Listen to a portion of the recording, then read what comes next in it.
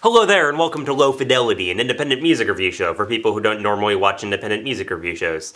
My name is Connor, and I host this little shindig. Today I'm going to talk to you about an album that isn't brand new, but I feel never got the attention it deserves. So yeah, let's do that. When you try to think of bands that write about nerdy music, probably the first thing you think about is Weird Al Yankovic, but the second thing you think about is They Might Be Giants. They Might Be Giants consists of John Flansburgh and John Linnell, and has been a band for over 30 years and seen a lot of success with people that bands don't usually see success with. They got a really big nerd fan base, man. People love them. And they're a prolific band, too. They've made 16 albums. 16! That is not a small number. That is a big number.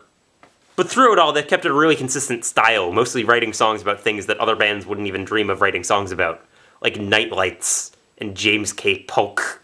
In the last couple of years, they took a break from making adult albums and made a series of 3 kids albums, which are good albums, but they're good for kids albums, you know?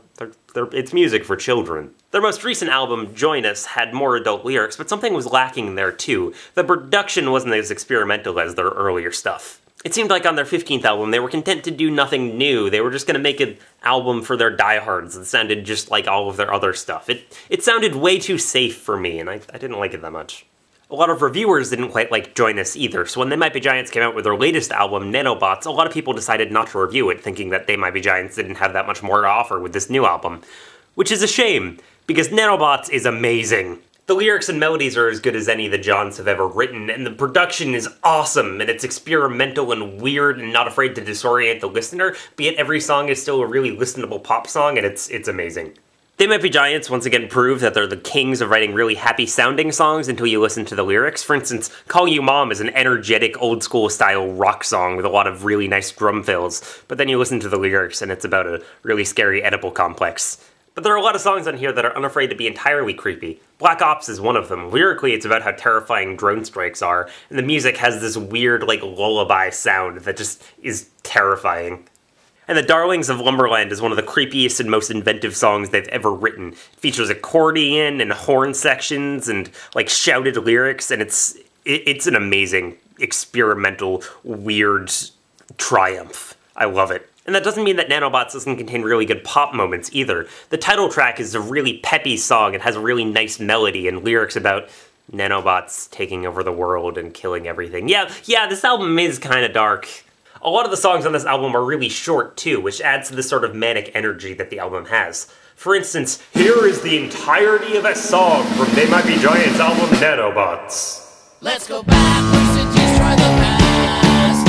How long will your oxygen last?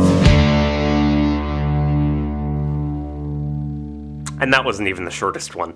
And these short songs all work together to make the album a more cohesive listening experience instead of just a bunch of really good songs next to each other. It feels like an album. When you're listening to it, every song sort of feels like it belongs next to the ones that it's next to, and that's great. And my personal favorite song on the album might be Sleep, which combines a really good sci-fi storyline with a great melody with production that sort of emphasizes how weird it is. And also, it's only 42 seconds long. It's amazing.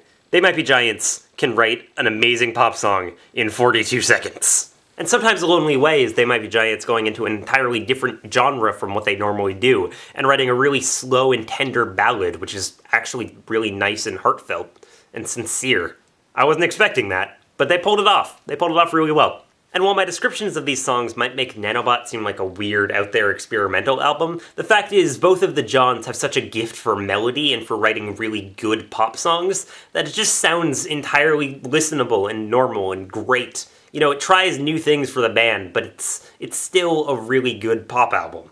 Having said that, if you're new to the band, this might not be the best launching off point. I would recommend starting with some of their albums that they made in the 90s, particularly Flood and Apollo 18. Those are both really good. But if you've listened to They Might Be Giants for a little while and you're a fan of them, or if you're a fan of slightly more out-there music, Nanobots is one of the best albums they've ever made. And it's definitely, I think it's my favorite album so far this year. This is an album that I think should have gotten a lot more attention when it came out, but we can give it that attention now. Go buy Nanobots, and take care.